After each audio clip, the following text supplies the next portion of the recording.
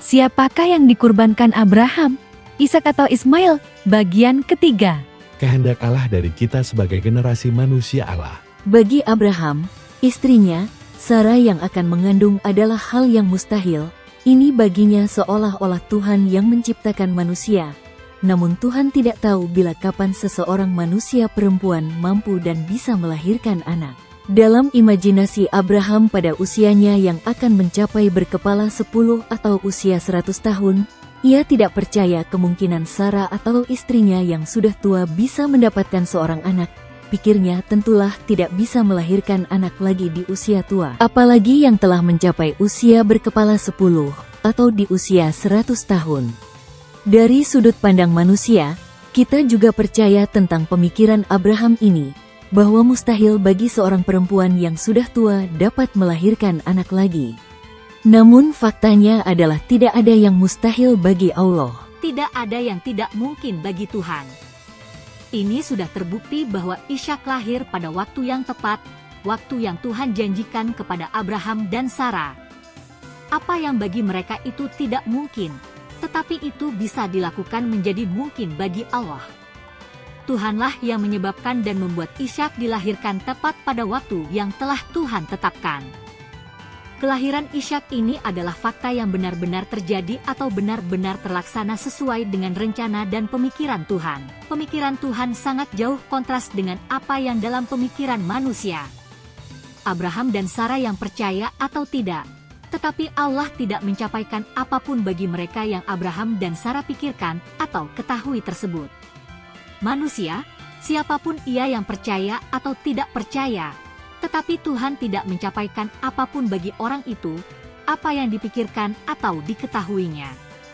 Tetaplah Tuhan dalam kuasanya, dan Tuhan berketetapan untuk tidak melupakan rencananya atau meninggalkan pekerjaannya, meski sekalipun hanya karena manusia tidak percaya atau tidak memahami hal tersebut. Oleh karena itu dalam kehidupan nyata atau kehidupan yang penuh misteri, seiring waktu yang berjalan, manusia yang mengukir pengalamannya di dalam kehidupan ini, harus terus-menerus mencari Allah untuk mengetahui dan mengenal Dia dengan sebenarnya.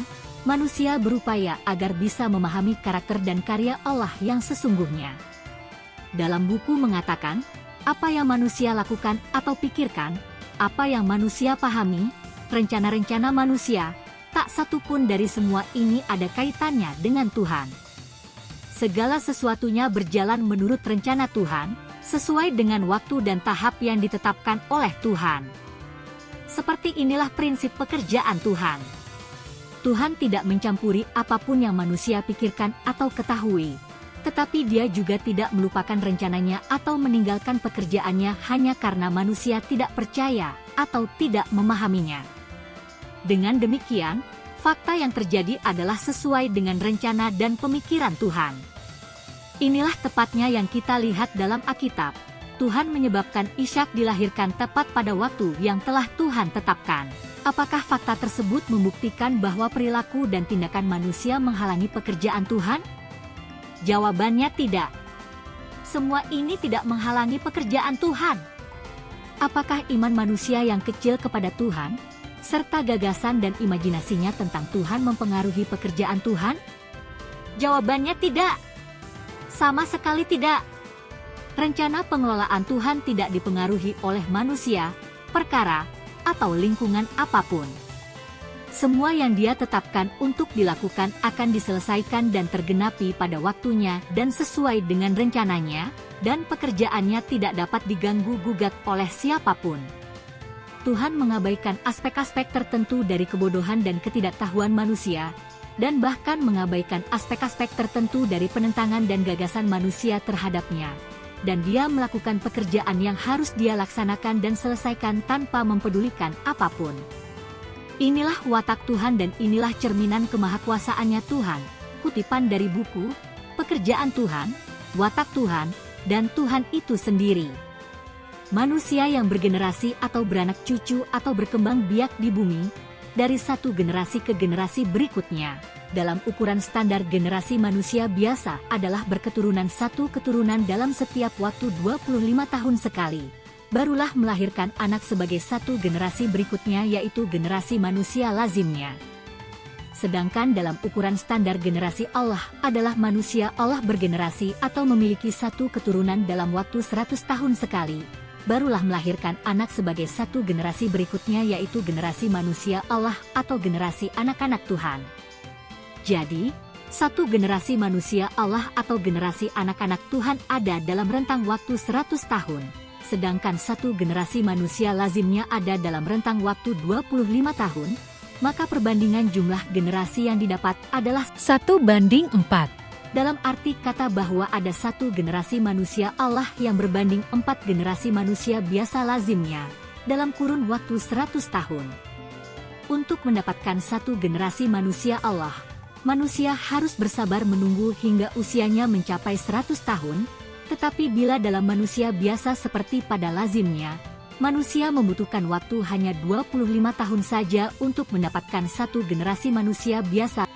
Untuk mendapatkan satu generasi manusia Allah ini akan didahului oleh dengan adanya peristiwa yang baik, bila fenomenanya baik seperti memenangkan kota, atau tidak tertutup kemungkinan pada peristiwa buruk yang terjadi karena fenomenanya buruk seperti pemusnahan kota, atau pembinasaan manusia setan. Pemusnahan kota ini adalah peristiwa buruk, seperti yang dicontohkan pada ketika Ishak akan dilahirkan Sarah yang didahului oleh dengan peristiwa pembakaran dan pemusnahan kota Sodom dan Gomorrah. Dalam kisah Abraham, kita dapat melihat bahwa pekerjaan Tuhan tidak terhalangi oleh iman Abraham yang kecil.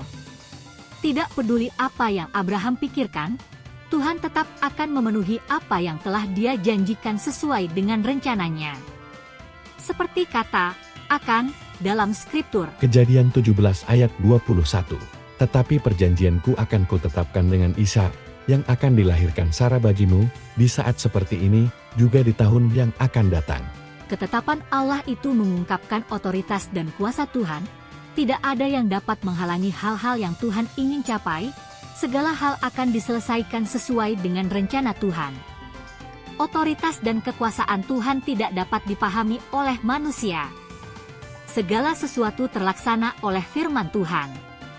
Begitu Tuhan berbicara atau berfirman, apapun yang Dia firmankan akan terlaksana mencapai hasil. Yesaya 55 ayat 11. Demikianlah firmanku, yang keluar dari mulutku. Ia tidak akan kembali kepadaku dengan sia-sia, tetapi ia akan melaksanakan apa yang kukehendaki, dan akan berhasil dalam apa yang kusuruhkan kepadanya. Firman Tuhan memiliki otoritas dan kuasa. Ini adalah watak, otoritas, dan manifestasi dari kemahakuasaan Tuhan. Melalui pengalaman Abraham ini, kita dapat memperoleh pengetahuan dan pemahaman sejati tentang kemahakuasaan dan kebijaksanaan Tuhan.